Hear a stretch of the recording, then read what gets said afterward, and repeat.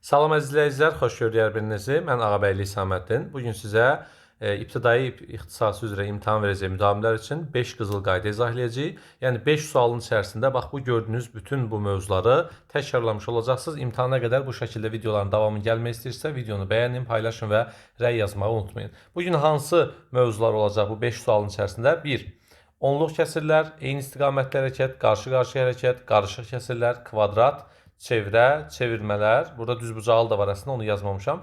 Faiz, ehtimal və mərtəbə sinif, qalıqlı bölmə, bərabərsizlik. Yəni biz 5 qızıl qaydanı, 5 sualı öyrənərək həmin bu mövzuları təkrarlamış olacaq. Təbii ki, hər bir mövzunun ayrı-ayrılıqda izahı YouTube kanalımızda var. Daxil olub baxa bilərsiniz. Birinci, bərabərsizlik, həm də içərisində onluq, kəsirlə olan və kəsirlə olan ifadələr var. Başladıq. Bərabərsizlikdən bir sualımız hər il imtahanda qarşımıza çıxır və inşallah ki, rahatlıqla yaza biləcəyiniz sual olacaq. Bu sual imtahanda olan sualdan biraz nisbətən düşündürücü sayılır. İnanın ki, imtahanda bundan da rahat bərabərsizlik sualı sizi gözləyir. Sadəcə bu sualda artıq biz il ərzində o qədər işləmişik ki, bu sizlərə çətin gəlməməlidir. Getdik.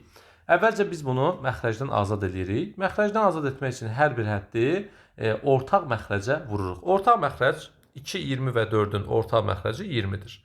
Hər birini vurdum 20-yə. Vur 20, vur 20 və 20. 20-yə vurmaq nə deməkdir? Yəni məxrəcə bölüb surətə vuracam. 20-ni 2-yə böləcəm 10.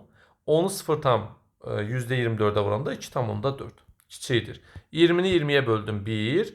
1-i vurdum 3x üstə gəl 1-ə. Kiçikdir. 20-ni böldüm 4-ə 5. 5-i vuracam 2,32-yə. Yəni 11,6 etmiş oldu. 11,6. İndi üstə gəl 1-in tərsinədir, çıx 1-dir. Hər birindən 1 çıxacaq. Bunu bərabərsizlik dərsində dəfələrlə demişik. Eləyəcək 1,4 kiçikdir. Bu 1-lər gedir 3x kiçikdir. 11,6-dan 1 çıxanda 10,6. Vur 3-ün tərsinədir, böl 3-dür. Böl 3, böl 3 və böl 3. 1,4-ü 3-ə istəsəz kalkulyatorla bölə bilərsiniz. 0 tam neçəsə olur. Yəni 0 və qalıq qalır. Kiçikdir. 3x-i 3-ə böləndə x kiçikdir. 10,6-nı böləcəyik 3-ə eləyəcək 3 tam nə qədərsə. Yəni 3 və qalıq. Biz də bunu ədəd oxunda göstərəndə 0, 1, 2, 3 və s. 0 qalıq 0 ilə 1 arasında, 3 qalıq isə 3 ilə 4 arasında yerləşir. Yəni x-in ala biləcəyi qiymətlər 1, 2, 3-dür. Bizdən ən böyük natural qiymətini tapın deyir.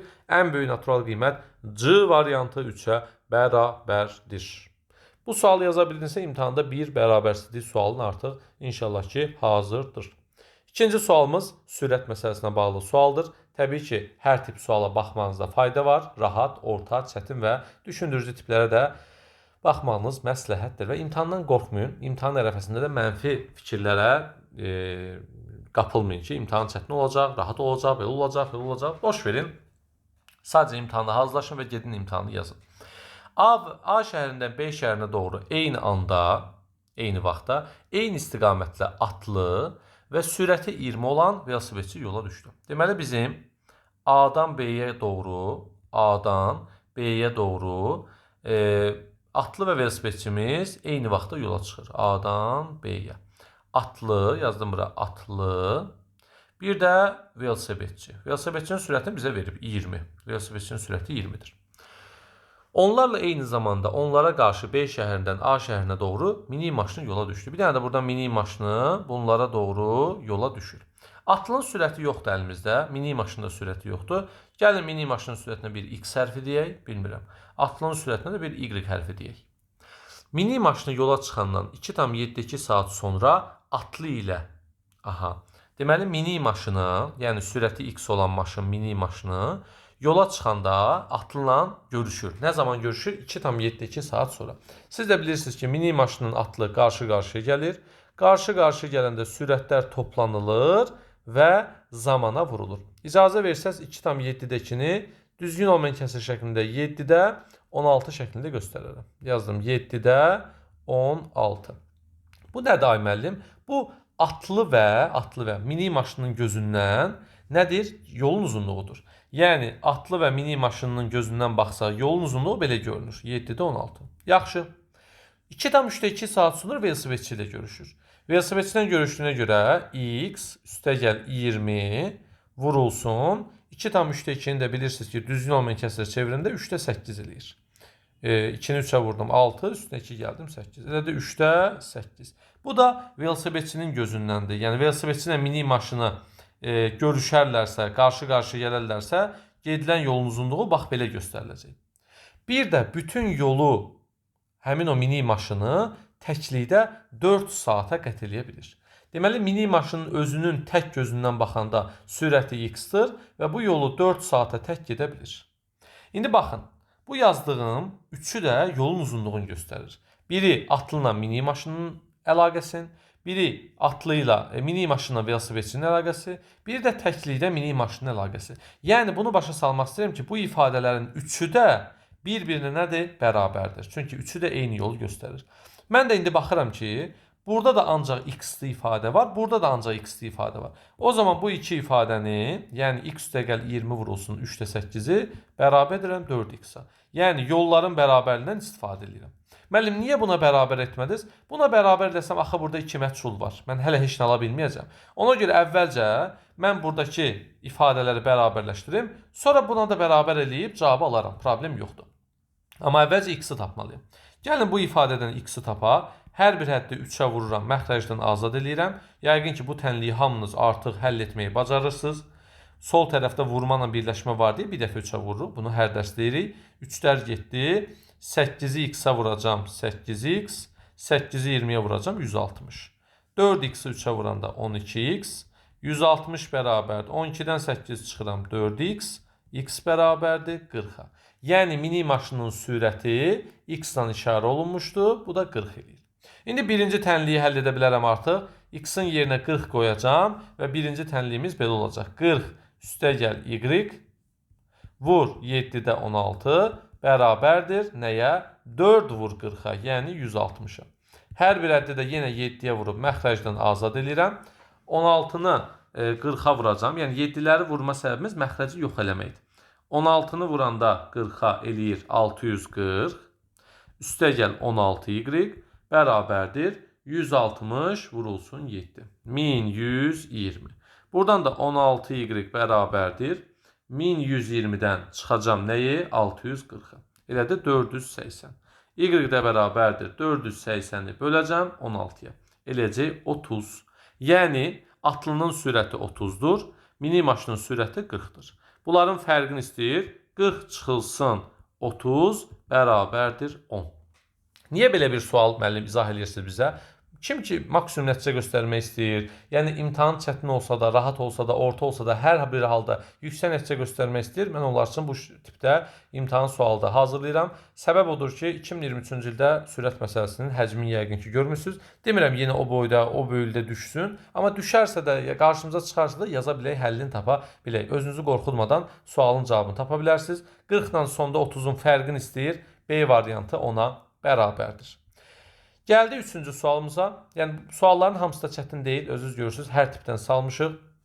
Kvadratın daxilinə çəkilmiş çevirənin radiusu 0.3 desimetrdir.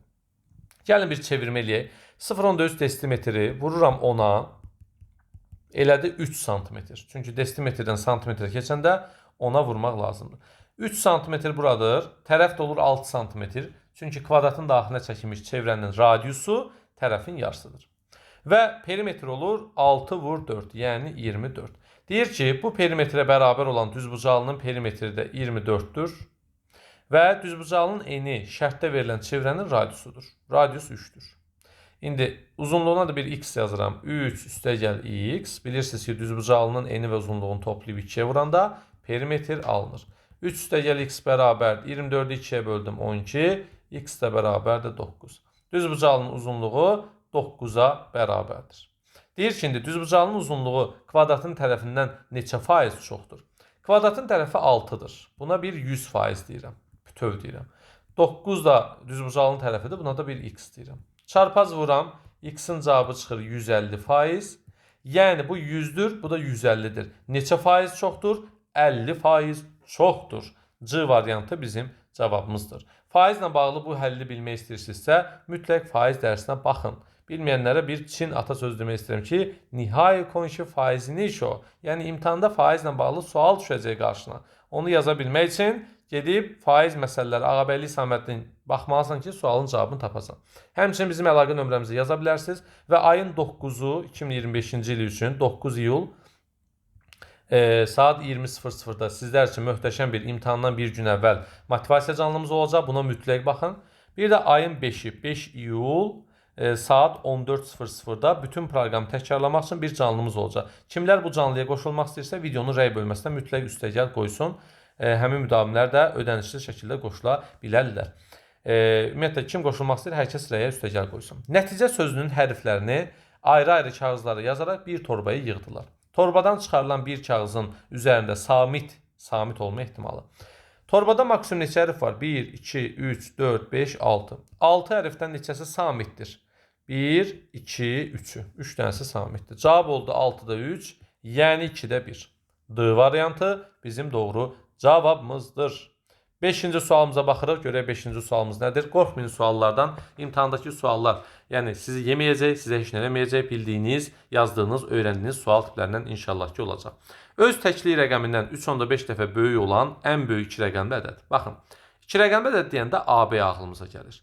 AB-ni də siz mərtəbə sinif dərsində mərtəbə toplanıları şəklində yazarkən 10A üstəgəl B yazırsınız. Niyə? Çünki bunun təkliyi B-dir, onluğu A-dır. Ona görə 10A üstəgəl B yazılır.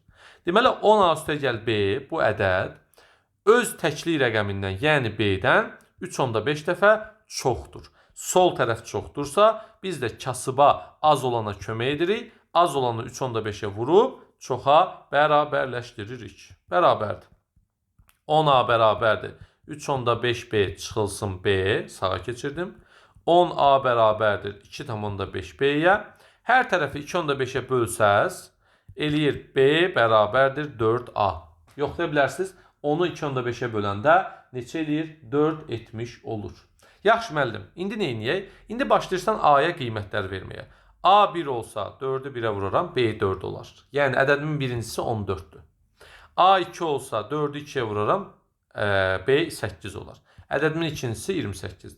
A 3 ola bilməz, B 12 olur və bu şərti pozur. Çünki biz 2 rəqəmli ədədlər almalıyıq. Alına biləcək ən böyük 2 rəqəmli ədəd 28'dir. 28 ədədi qalıqlı bölmə əməlində böləndir. Bölən 28 olarsa ən böyük qalıq neçədir? 27'dir. 27'nin rəqəm cəmi neçədir? 11'dir. Cavabımız olur E variantı 11'ə bərabər. Bax 28'i təsdiqləmək üçün yazıram. 28 öz deməli təkliyindən, yəni 8-dən 3.5 dəfə böyükdür. Həqiqətən də kalkulyatorla götürüb 8-i öz təkliyindəki rəqəmi 3.5-ə vursaz 28-i alırsınız. Yəni inanmayanlar üçün bunu da təsdiqləmiş olduq. Belə əjdahalarımız bugün 11, hətta 12 mövzudan sual işlədiniz, amma 5 qızıl qayda şəklində mövzularımız bunlar idi. Hətta burada düzbucalı da var, onu qeyd eləməmişik. 13 mövzunu 5 qızıl qayda şəklində işlədiniz. İmtahana qədər bu şəkildə videoların davamı gəlmək istəyirsə, rəy bölməsinə öz müsbət və mənfi rəylərinizi bildirməyi unutmayın. Ayın 5-i 5 iyul 2025-ci il üçün 14:00-da ümumi bütün proqramı təkrarlayacağımız nə olacaq? Bir canlı dərsimiz olacaq. Həmin canlı dərsə qoşulmaq istəyənlər fərqi yoxdur. Ödənişli, ödənişsiz müdavimdə hər kəs rəy bölməsinə üstəgəl mütləq atmış olsun. Videomuzu bəyənin, paylaşın və rəydə öz sözlərinizi bildirməyi unutmayın. Sağ olun, hələlik.